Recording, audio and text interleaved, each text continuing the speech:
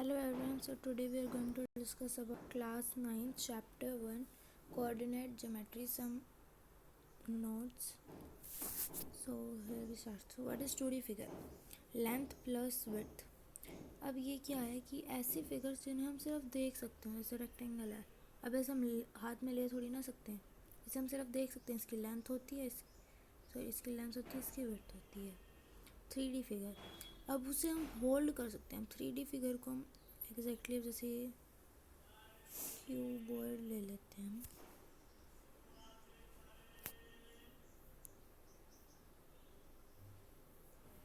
ठीक है, हमने क्यूबॉइड लिया एक. तो अब इसको हम सिर्फ ये थोड़ा हमने 3D में बना लिया, लेकिन इसको हम जब हम ये 3D फिगर में, जैसे सर्कल है, ये हमारा क्या है 2D फिगर, लेकिन यहीं पे अगर यहाँ पे कोई बॉल होती तो वो क्या होती है हमारी 3D फिगर, जिसे हम पकड़ सकते हैं. उसमें क्या होता है लेंथ विड्थ प्लस हाइट. फिर आता है कोऑर्डिनेट्स. अब कोऑर्डिनेट्स क्या होते हैं एड्रेस ऑफ अ पॉइंट. इसकी शॉर्ट फॉर्म में हम इसे क्या कह सकते हैं एड्रेस ऑफ अ पॉइंट या फिर लोकेशन ऑफ अ पॉइंट. ठीक है. फिर एक्स कोऑर्डिनेट को हम एब्सिसा भी कहते हैं, और वाई एक्सिस. तो अब ये क्या है कि एक्स कोऑर्डिनेट क्या है वाई एक्सिस से डिस्टेंस, और वाई कोऑर्डिनेट क्या है एक्स कोऑर्डिनेट एक्स एक्सिस से डिस्टेंस. वाई कोऑर्डिनेट को हम ऑर्डिनेट भी कहते हैं, कार्टेशियन प्लेन, या फिर इसका और क्या नाम है एक्स वाई प्लेन या फिर कार्टेशियन सिस्टम. अब एक ऐसा पॉइंट है, मतलब कि जहाँ पे हम कोई पॉइंट मार्क करते हैं, जैसे ये हमारा एक ये क्या है कार्टेशियन प्लेन. इसमें हम यहाँ क्या हमने मार्क करा पॉइंट, तो ये हमारा क्या है कार्टेशियन प्लेन है हमारा पूरा ये. ठीक है. अब क्वाड्रेंट्स क्या होते हैं, ये क्या है इनके पार्ट्स हैं, ये सारे क्या हो गए हमारे क्वाड्रेंट्स हो गए. फिर आता है X plus X axis plus Y axis किसके इक्वल होता है कोऑर्डिनेट एक्सिस के. ये जो हमारा है ये हमारा एक्स एक्सिस, ये वाई एक्सिस, तो ये दोनों क्या हुए कोऑर्डिनेट एक्सिस. और ओरिजिन क्या होता है पॉइंट, ये ओरिजिन होता है.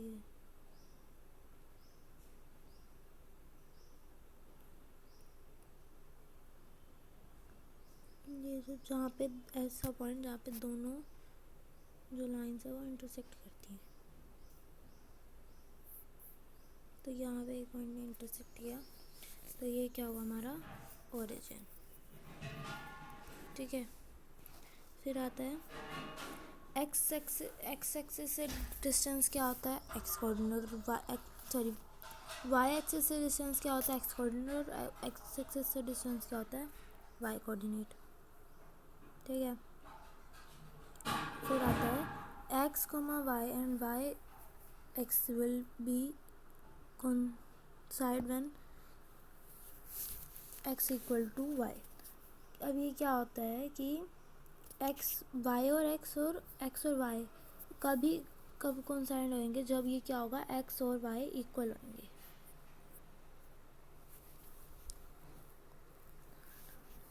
ठीक है. उसके बाद आता है डिस्टेंस जो हमारा वो कभी भी नेगेटिव नहीं होगा. ठीक है. नेगेटिव में आता है तो भी हम उसे पॉजिटिव में लिखेंगे. डिस्टेंस फॉर्मूला भी होता है हमारा x2 minus x1 whole square plus y2 minus y1 whole square. ये क्या है, मान लो ये पॉइंट हमारा एक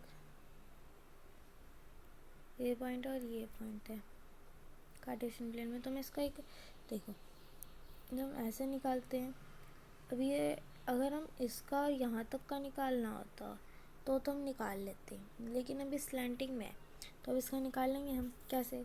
मान लो इसके कोऑर्डिनेट है 0, सॉरी यहाँ 0 तो नहीं आएगा, 4 3, और इसके कोऑर्डिनेट्स मान लेते हैं हम 5 4.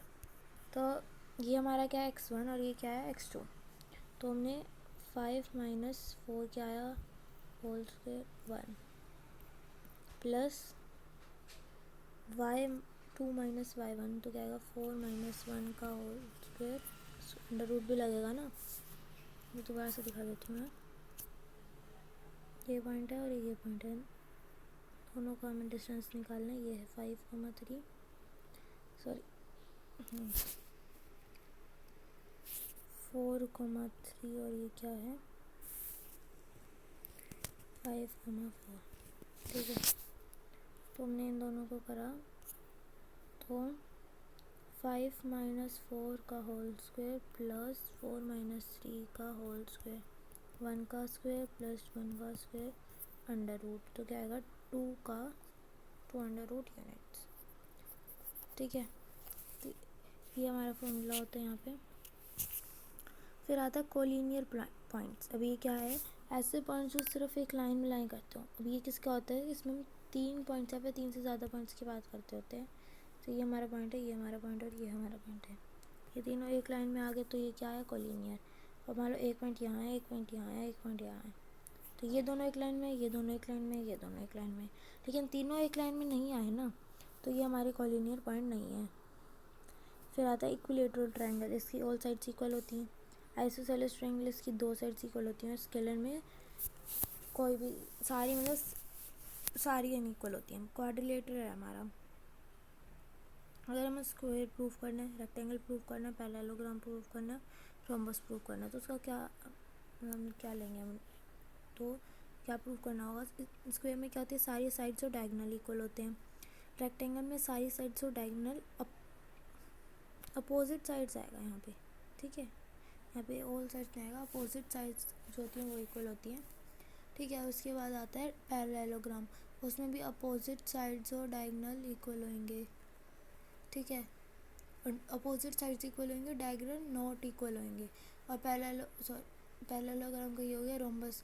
रोम्बस में क्या होगा, सारी साइड्स इक्वल होंगे और डायगोनल इक्वल नहीं होंगे, नॉट इक्वल होंगे दोनों।